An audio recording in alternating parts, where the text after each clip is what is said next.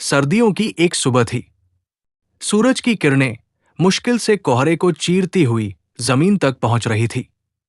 एक पतली सी चादर ओढ़े, कांपते हाथों में कटोरी थामे एक बुजुर्ग हर रोज की तरह शहर के एक बड़े बैंक की सीढ़ियों के नीचे बैठा था। नाम हरिनारायण वर्मा। चेहरा झुर्रियों से भरा, दाढ़ी में सफेदी और कपड़ों में गरीबी की गंध। लेकिन वो आंखें न जाने कितनी कहानियां समेटे थी। हर दिन बैंक के सामने बैठते थे, चुपचाप। कोई जबरदस्ती नहीं, कोई जिद नहीं। जो दे दे ठीक, जो न दे तब भी कोई शिकायत नहीं। बैंक के अंदर दौलत का लेन देन चल रहा था। कोई फिक्स डिपॉजिट करा रहा था, कोई पर्सनल लोन मांग रहा था। लेकिन बैंक के दरवाजे के ठीक बाहर हरिनारायण जी कटोरी लिए बैठे थे। कुछ लोग उन्हें देखकर मुंह फेर लेते, कुछ सिक्के उछालकर फेंक देते, और कुछ कर्मचारी तो जब भी आते उनका मजाक उड़ाते। ये बूढ़ा तो लगता है यही का फिक्सचर बन गया है। चलो यार, फिर वही नाटक। लेकिन हरिनारायण जी न तो पलटकर जवाब देते, न ही आंखों में गुस्सा लाते। बस गर्दन झुकाए बैठे रहते। उस दिन भी वही हुआ। लेकिन हरिनारायण जी के पास एक लिफाफा था, सफेद, थोड़ा मुड़ा हुआ, मगर भीतर कुछ बड़ा छिपा था। जब सब निकल गए तो उन्होंने कांपते हाथों से वो लिफाफा निकाला, उसे देखा, उसे चूमा, फिर वापस जैकेट की अंदरूनी जेब में रख लिया। शाम तक वही बैठे रहे। बैंक के गेट पर खड़े गार्ड ने आवाज लगाई, ओ बुढ़े, अब चल, बैंक बंद होने वाला है। हरिनारायण जी उठे, एक नजर बैंक की तरफ डाली और धीरे धीरे चल दिए। अगले दिन वही दृश्य, वही जगह, मगर आज हरिनारायण जी की चाल में कुछ बदलाव था। जेब में रखा लिफाफा आज उनके कांपते हाथों में था। वो बैंक के अंदर गए। लोग चौंक गए, अरे ये क्या, भीख मांगने वाला अंदर घुसाया? ओ गार्ड, इसे बाहर निकालो। लेकिन बुजुर्ग न रुके। वो सीधे काउंटर नंबर 4 की तरफ बढ़े। वहां बैठी लड़की ने चौंक कर पूछा, आप यहां क्यों आए हैं? हरिनारायण जी ने कांपती आवाज में कहा, बेटी, ये चेक जमा कराना है। लड़की ने अन्य भाव से चेक लिया। चेक को पलटते ही वो चौंकी। 3,000,000 लाख रुपए का चेक। हस्ताक्षर साफ थे। नाम Harinarayan Verma, bank account number भी सही था। वो तुरंत उठी और मैनेजर के केबिन की तरफ भागी। सर, वो जो बाहर भीख मांगते हैं, उन्होंने ये चेक जमा करने को दिया है। मैनेजर ने चश्मा नीचे खिसकाया और फिर वो चेक हाथ में लेते ही चेहरा सख्त हो गया। बैंक मैनेजर अरुण तिवारी एक कड़क मिजाज और स्वाभिमानी अफसर था। उसे नियम कायदों का बेहद घमंड था। एक भिखारी चेक लेकर आएगा और हम जमा भी कर लेंगे, उसने गुस्से में कहा। उसने तुरंत गार्ड को बुलाया, उस आदमी को ले आओ। और हां, बैग चेक करना। चोरी चकारी की हो तो पुलिस को बुला लेंगे। हरिनारायण जी को केबिन में लाया गया। चेहरा शांत था, मगर आंखों में हल्की सी उदासी तैर गई। मैनेजर ने सख्त आवाज में पूछा, ये चेक कहां से लाए हो? अपना ही है, झूठ मत बोलो। तुम्हारे जैसे लोग सड़कों पर होते हैं। यहां अकाउंट कैसे खुलवा लिया?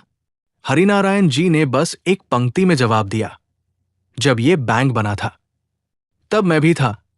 सन्नाटा छा गया। मैनेजर ने हंसते हुए कहा, वाह, अब ये कहोगे कि तुम बैंक के फाउंडर हो? मैनेजर ने सभी स्टाफ के सामने कहा, देखो कैसे लोग बैंक को मजाक बना देते हैं। इसे बाहर निकालो और चेक जब्त कर लो। गार्ड ने बुजुर्ग को खींचते हुए बाहर निकाला। चेक मैनेजर ने फाड़ दिया। हमारे बैंक में अब हर कोई आ जाएगा क्या? भिखारी भी? हरिनारायण जी की आंखों में न आंसू थे, न गुस्सा। बस वो पलट कर बोले, इस बैंक की पहली ईंट मैंने रखवाई थी, पर अब पत्थर बन चुका है ये बैंक। कुछ मिनट बाद बुजुर्ग वही पास में बैठ गए। जेब से दूसरा लिफाफा निकाला। उसमें बैंक के रजिस्ट्रेशन पेपर्स की एक कॉपी थी, जिस पर हस्ताक्षर थे H.N. Verma, founding donor. भीड़ इकट्ठी हो गई। मैनेजर ने देखा तो फिर चिल्लाया, अब नाटक करोगे? पुलिस बुलानी पड़ेगी क्या? बुला लो। बुजुर्ग का उत्तर स्थिर और शांत था। उसी वक्त एक नौजवान बैंक में दाखिल हुआ। नाम था राहुल सिंह, एक युवा रिपोर्टर। उसने पूरी बातचीत सुनी और बुजुर्ग के दस्तावेज देखे। वो तुरंत सोशल मीडिया पर लाइव गया। दोस्तों, क्या आपने कभी किसी भिखारी को ऐसा देखा है जो किसी बैंक का सहसंस्थापक रहा हो? कुछ ही मिनटों में पूरा दृश्य वायरल हो गया। भीड़ बढ़ने लगी। अब बैंक के पुराने दस्तावेज निकाले गए, फाइलें खोली गई। वर्ष 1985 हरिनारायण वर्मा ने अपनी जमीन बेचकर उस शाखा की नींव में 50,000 रुपए का दान दिया था। तब बैंक ने उन्हें मानद सदस्य बनाया था। फोटो में वही चेहरा, युवा, मुस्कुराता, लेकिन वही आंखें। बुजुर्ग बोले, मैंने नहीं चाहा था कि दुनिया मुझ पर तरस खाए। मैंने तो बस बैंक की हालत देखने आया था।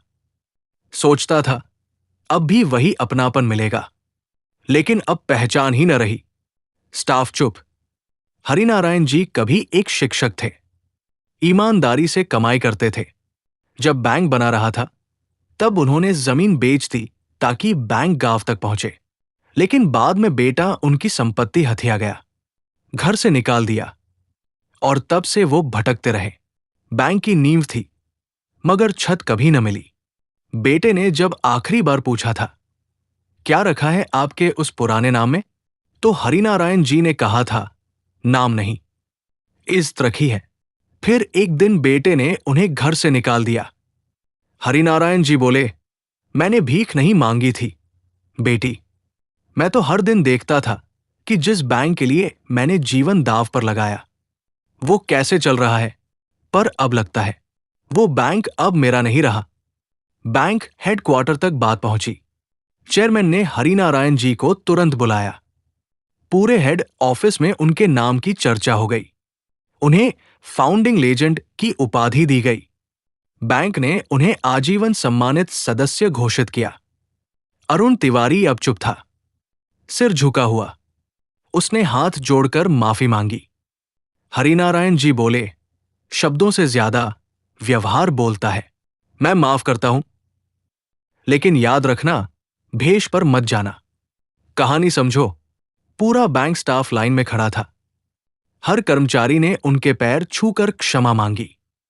हरिनारायण जी कुछ नहीं बोले, बस एक हाथ सिर पर रखा।